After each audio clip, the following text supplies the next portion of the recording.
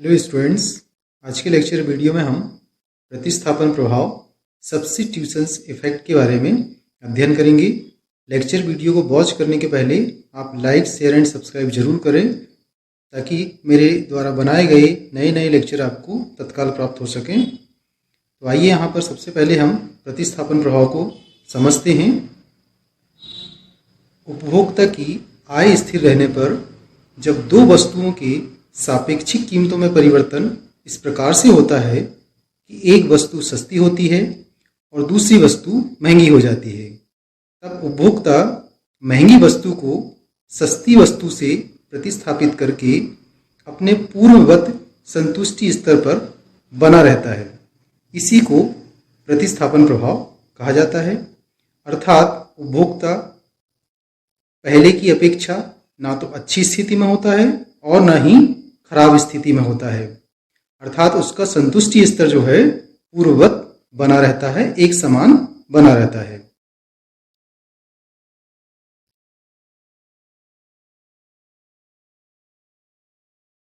उपभोक्ता पहला वाला उदासीनता वक्र पर ही बना रहता है।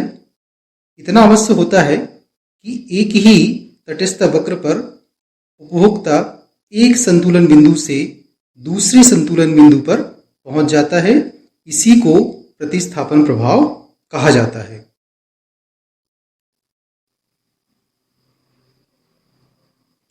आइए हम प्रतिस्थापन प्रभाव को कुछ बिंदुवार संक्षेप में हम समझ लेते हैं। तो संक्षेप में हम देखें तो प्रतिस्थापन प्रभाव में ये मुख्य बातें शामिल होती है। नंबर 1, उपभोक्ता की आय पूर्ववत बनी रहती है, उपभोक्ता की आय में कोई परिवर्तन नहीं होता है। नंबर 2, दो वस्तुओं की सापेक्षिक कीमतों में परिवर्तन होता है, जिसके फलस्वरूप एक वस्तु महंगी होती है और दूसरी वस्तु सस्ती हो जाती है। नंबर 4, एक वस्तु के महंगे होने का प्रभाव दूसरी वस्तु के सस्ते होने के प्रभाव से पूर्णतः समाप्त हो जाता है। नंबर 5, उपभोक्ता का जो कुल संतुष्टि स्तर होता है वह पूर्ववत बना रहता है, एक समान बना रहता है, अर्थात वह पुराने वाले तटस्थ वक्र पर ही बना रहता है। आइए यहाँ पर इस डायग्राम के माध्यम से हम प्रतिस्थापन प्रभाव को समझते हैं। इस डायग्राम में हमने OX एक्सिस पर X वस्तु को और OY एक्सिस पर Y वस्तु को दर्शाया है। यहां पर AB ये वाली AB ये प्रारंभिक कीमत रेखा है और ये वाला IC कर्व है, इंडिफरेंस कर्व है, तटस्थ वक्र है। प्रारंभ में ये AB प्रारंभिक कीमत रेखा को IC कर्व R बिंदु पर स्पर्श करता है, अर्थात उपभोक्ता R बिंदु पर संतुलन की स्थिति में है, जहां पर वह X वस्तु की OM और Y वस्तु की ON इकाई क्रय करता है। अब मान लीजिए कि X वस्तु सस्ती हो जाती है और Y वस्तु महंगी हो जाती है, तब ये AB कीमत रेखा इस तरह से बनेगी, A' A1 B1 बनेगी। यानी जब X वस्तु सस्ती होगी और Y वस्तु महंगी होगी तो कीमत रेखा, नई कीमत रेखा जो बनेगी वह होगी A1 B1। अब इस A1 B1 नई कीमत रेखा को ये IC curve, indifference curve R1 बिंदु पर स्पर्श करता है। इसका मतलब ये हुआ कि उपभोक्ता अब R1 बिंदु पर संतुलन की स्थिति में है, जहां पर वह X वस्तु की OM1 और Y वस्तु की ON इकाई को क्रय करता है। यहां पर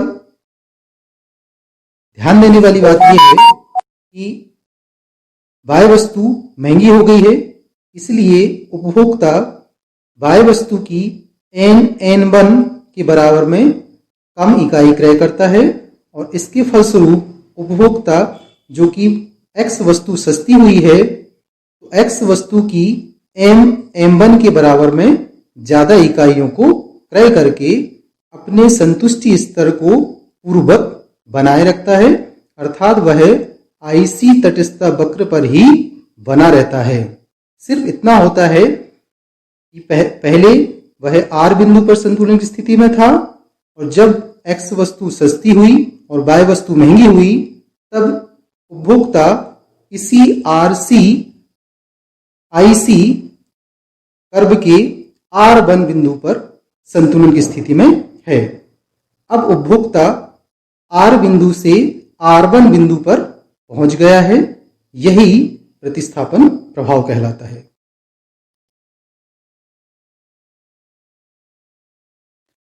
प्रतिस्थापन प्रभाव को प्रोफेसर हिग्स और स्लटस्की ये दो अर्थशास्त्रियों ने मापने का प्रयास किया है, अर्थात प्रतिस्थापन प्रभाव को हिग्स के दृष्टिकोण से और स्लटस्की के दृष्टिकोण से मापा गया है। हम यहाँ पर प्रतिस्थापन प्रभाव हिग्स के दृष्टिकोण से पढ़ते हैं कि हिग्स के अकॉर्डिंग प्रतिस्थापन प्रभाव को किस तरह से मापा जाता है। इस दृष्टिकोण के अनुसार वस्तु की कीमत में परिवर्तन के प्रतिस्थापन प्रभाव को ज्ञात करने के लिए अर्थात आय प्रभाव को विलुप्त करने के लिए, समाप्त करने के लिए उपभोक्ता की मौद्रिक आय में क्षतिपूरक परिवर्तन इस प्रकार से किया जाता है कि उपभोक्ता उसी तटस्थता वक्र पर रहते हुए समान संतुष्टि प्राप्त कर सके। इस तरह से उपभोक्ता की मौद्रिक आय में परिवर्तन किया जाता है। दूसरे शब्दों में हम इस तरह से कह सकते हैं कि प्रतिस्थापन प्रभाव में उपभोक्ता एक ही तटस्थता वक्र पर एक संयोग बिंदु से दूसरे संयोग बिंदु पर स्थानांतरित हो जाता है। ये हिग्स के दृष्टिकोण के अकॉर्डिंग है। अब चूंकि हिग्स के दृष्टिकोण में आय में क्षतिपूरक परिवर्तन की बात कही गई है तो आय में क्षतिपूरक परिवर्तन को जानना आवश्यक है। आय में क्षतिपूरक परिवर्तन से अभिप्राय है कि उपभोक्ता की वास्तविक आय को स्थिर रखने के लिए उपभोक्ता की मौद्रिक आय में कितना परिवर्तन किया जाए ताकि सापेक्षिक कीमतों के परिवर्तन के आय प्रभाव को समाप्त किया जा सके, उसको आय में क्षतिपूरक परिवर्तन कहा गया है। अब हम एक डायग्राम के माध्यम से हिग्स के दृष्टिकोण के अकॉर्डिंग प्रतिस्थापन प्रभाव को समझते हैं। यहां पर हम ये मान के चलते हैं कि x वस्तु की कीमत में कमी हुई है, तब हिग्स का प्रतिस्थापन प्रभाव क्या होगा इसको हम यहां पर समझते हैं। ओ एक्स एक्सिस पे हमने x वस्तु को और ओ वाई एक्सिस पे हमने y वस्तु को दर्शाया है। चित्र में RS ये प्रारंभिक कीमत रेखा है और ये IC ये तटस्थता वक्र है। तो प्रारंभ में ये RS प्रारंभिक कीमत रेखा को IC कर्व P बिंदु पर स्पर्श करता है, अर्थात P बिंदु उपभोक्ता का संतुलन बिंदु है जहां पर उपभोक्ता X वस्तु की OA और Y वस्तु की OC इकाई को क्रय करता है।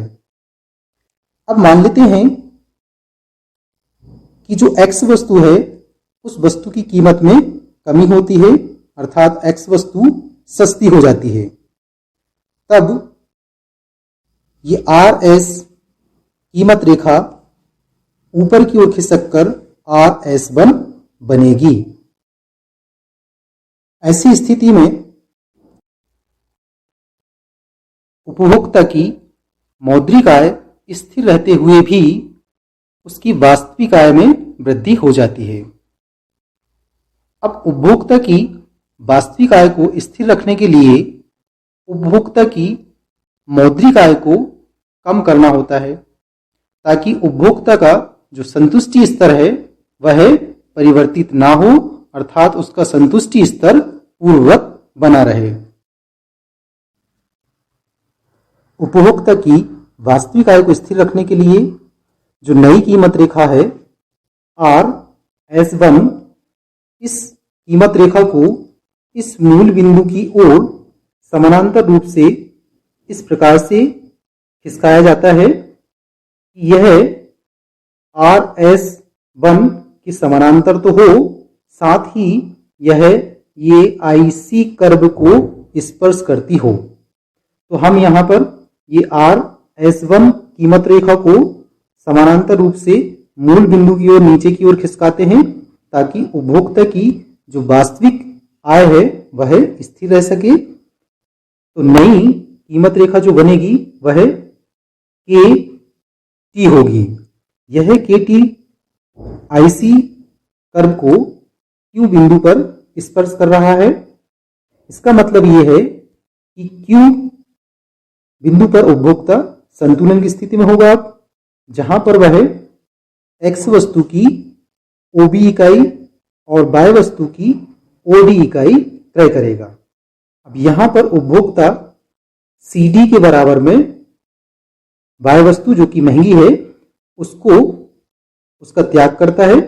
इतनी वस्तु कम क्रय करता है Y वस्तु की CD के बराबर में, और AB के बराबर में X वस्तु की ज्यादा इकाई को क्रय करके वह IC1 तटस्थता वक्र पर ही बना रहता है। केवल इतना होता है कि प्रारंभ में वह P बिंदु पर संतुलन की स्थिति में था, अब वह P से Q बिंदु पर पहुंच गया है। P से Q की ओर जो चलन है वही हिग्स के अकॉर्डिंग प्रतिस्थापन प्रभाव को बतलाता है। अभी हमने ये समझा कि जब X वस्तु की कीमत में कमी होगी तब प्रतिस्थापन प्रभाव किस तरह से प्रदर्शित होगा। अब इसकी एक विपरीत स्थिति भी हो सकती है, जबकि X वस्तु की कीमत में वृद्धि हो, ये भी स्थिति हो सकती है। यहां पर हम हिग्स के अकॉर्डिंग प्रतिस्थापन प्रभाव को समझते हैं कि जब X वस्तु की कीमत में वृद्धि हो तब प्रतिस्थापन प्रभाव किस तरह से होगा। यहां पर देखिए, हमने OX एक्सिस पर X वस्तु को और OY एक्सिस पे हमने Y वस्तु को दर्शाया है।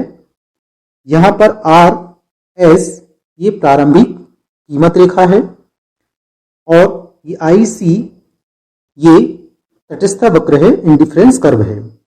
ये IC कर्व RS कीमत रेखा को P बिंदु पर स्पर्श करता है, अर्थात P उपभोक्ता का संतुलन बिंदु है, प्रारंभिक संतुलन बिंदु है, जहां पर वह X वस्तु की OA और Y वस्तु की OC इकाई को क्रय करता है। अब मान लेते हैं कि X वस्तु की कीमत में वृद्धि हो जाती है, X वस्तु महंगी हो जाती है, तब ये RS कीमत रेखा नीचे की ओर खिसक कर RS1 बन जाती है। अब यहां पर चूंकि X वस्तु महंगी हो गई है, इसलिए उपभोक्ता की जो वास्तविक आय है वह कम हो जाएगी।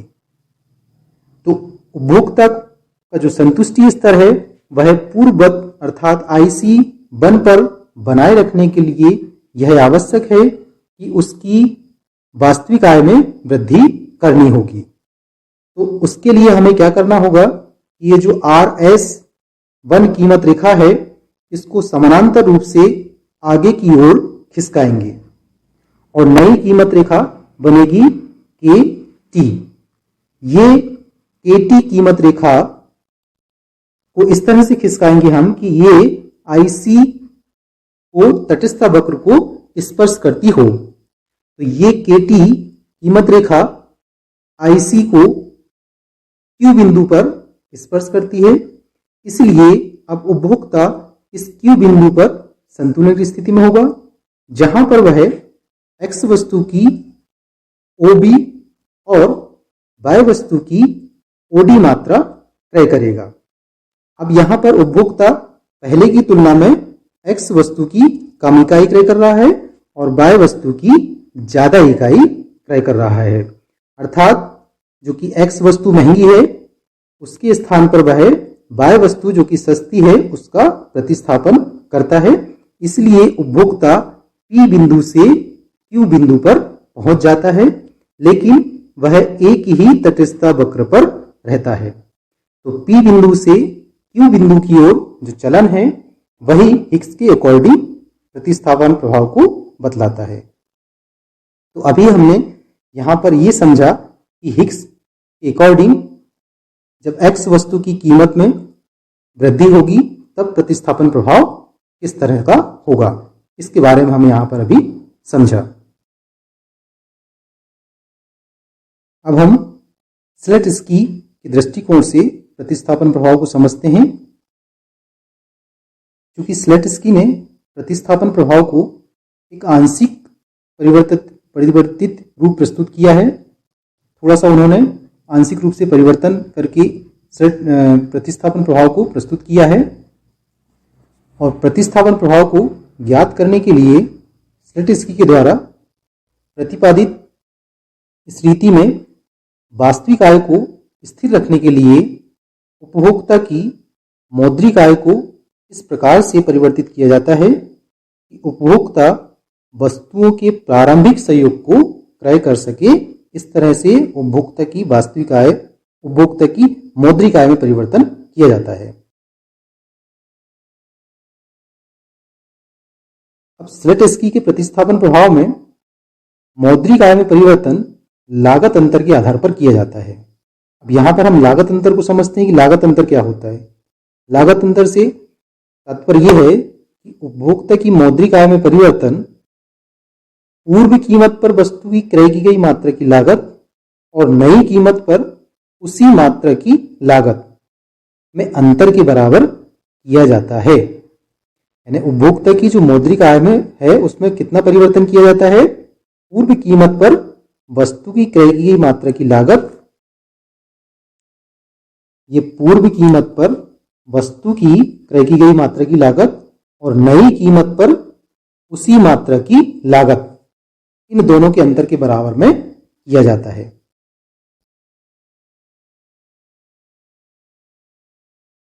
अब हम इस डायग्राम के माध्यम से स्लेटस्की के प्रतिस्थापन प्रभाव को समझते हैं। यहां पर हम यह मानकर चलते हैं कि X वस्तु की कीमत में कमी हुई है तब प्रतिस्थापन प्रभाव क्या होगा। इस डायग्राम में हमने OX एक्सिस पे X वस्तु की मात्रा को और OY एक्सिस पे Y वस्तु की मात्रा को दर्शाया है। यहां पर RS प्रारंभिक कीमत रेखा है और IC1 ये प्रारंभिक या प्रथम तटस्थ वक्र है। ये IC1 पहला वाला तटस्थ वक्र RS अर्थात प्रारंभिक कीमत रेखा को P बिंदु पर स्पर्श करता है। अर्थात उपभोक्ता प्रारंभ में बिंदु P पर संतुलन की स्थिति में है, जहां पर वह X वस्तु की OA इकाई और Y वस्तु की OC इकाई को क्रय करता है। अब मान लीजिए कि X वस्तु की कीमत में कमी होती है, तब ये RS कीमत रेखा नई कीमत रेखा बनेगी। ये नई कीमत रेखा बनकर RS1 हो जाएगी। अब चूंकि उपभोक्ता की वास्तविक आय को स्थिर रखने के लिए नई कीमत रेखा, ये जो कि RS1 कीमत रेखा है, इसको हम ये मूल बिंदु की ओर समानांतर रूप से पीछे की ओर नीचे की ओर खिसकाएंगे। इससे हम खिसकाते समय ये ध्यान रखेंगे कि ये RS1 कीमत रेखा इस P बिंदु से होते हुए गुजरे। तो ये नई कीमत रेखा RS1 को पीछे की ओर खिसकाएंगे, तो ये जो समायोजित रेखा है KT, ये P बिंदु से होकर गुजरती है। अब ऐसी स्थिति में उपभोक्ता चाहे तो वह P बिंदु को क्रय कर सकता है, लेकिन वह P बिंदु पर दर्शाई गई X और Y वस्तु की इकाइयों को क्रय करना पसंद नहीं करेगा। क्यों? क्योंकि वह इस KT कीमत रेखा, देखिए यह IC2 के Q बिंदु को स्पर्श करता है, जहां पर वह X वस्तु की OB और Y वस्तु की OD इकाई को क्रय करता है।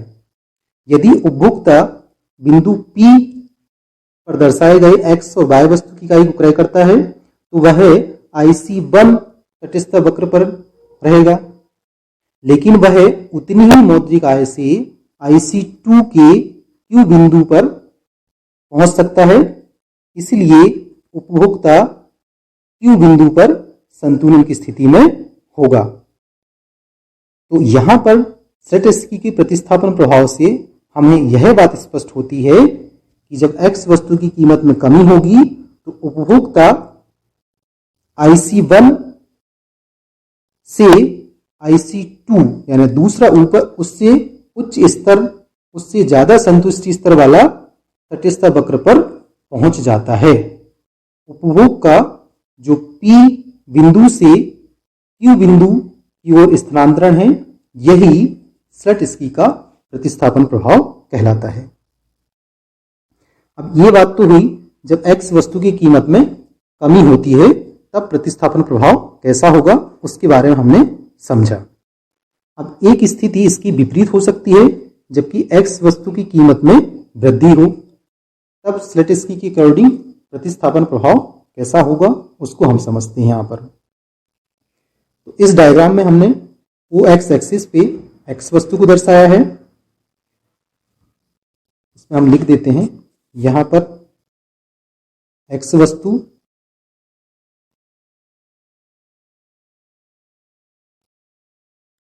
और यहाँ पर Y वस्तु है।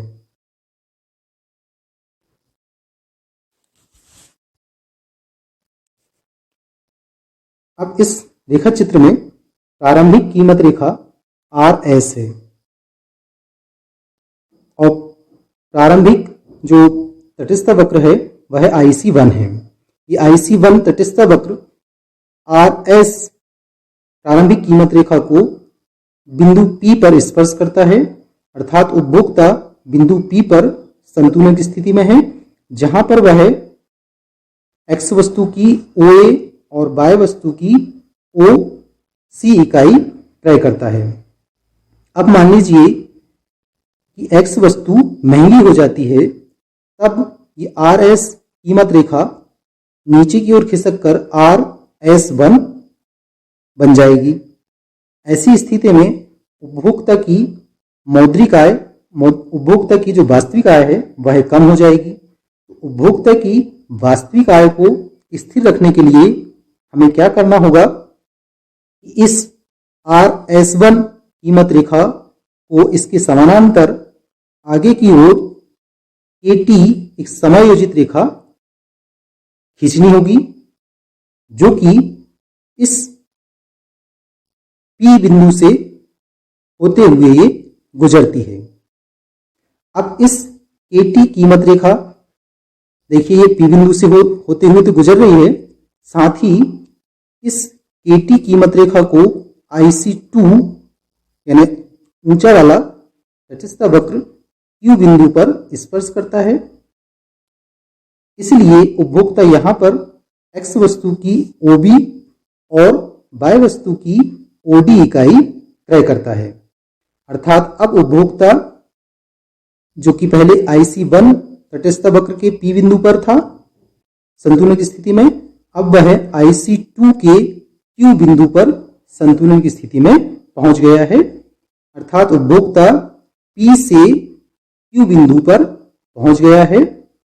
ये P से Q की ओर जो स्थानांतरण है, यही स्लट-स्की के प्रतिस्थापन प्रभाव को बतलाता है। इस तरह से दोनों ही स्थितियों से ये बात स्पष्ट है कि स्लट-स्की के प्रतिस्थापन प्रभाव में उपभोक्ता एक ऊंची उदासीनता वक्र पर पहुंच जाता है, अर्थात स्लटस्की का प्रतिस्थापन प्रभाव उपभोक्ता के संतुष्टि स्तर में वृद्धि करता है। ये बात हमने दोनों ही स्थितियों में जाना, जबकि x वस्तु की कीमत में कमी हुई थी उस स्थिति में भी जाना, और जबकि x वस्तु की कीमत में वृद्धि हुई तब भी हमने ये दोनों ही स्थितियों में ये जाना कि स्लटस्की के प्रतिस्थापन प्रभाव में उपभोक्ता एक ऊंचे वाले तटस्थता वक्र पर पहुंच जाता है।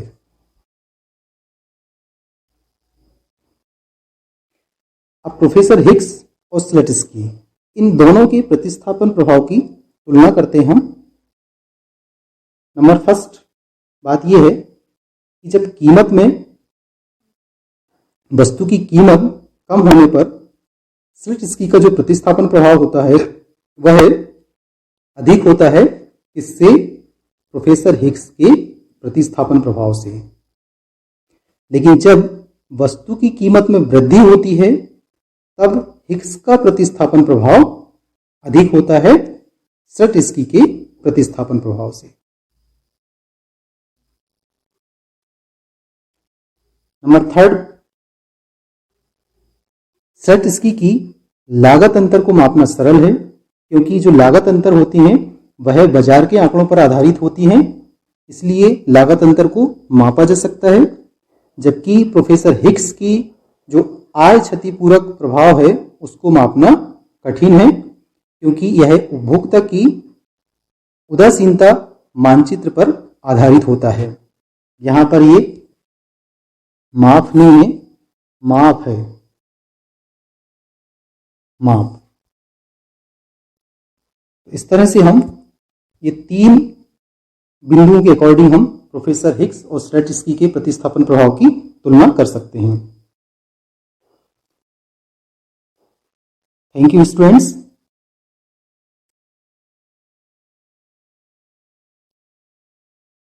इस लेक्चर वीडियो में आपने प्रतिस्थापन प्रभाव को जाना और साथ ही प्रोफेसर हिग्स और प्रोफेसर स्लटस्की इन दोनों ही दृष्टिकोण के अकॉर्डिंग आपने प्रतिस्थापन प्रभाव को समझा।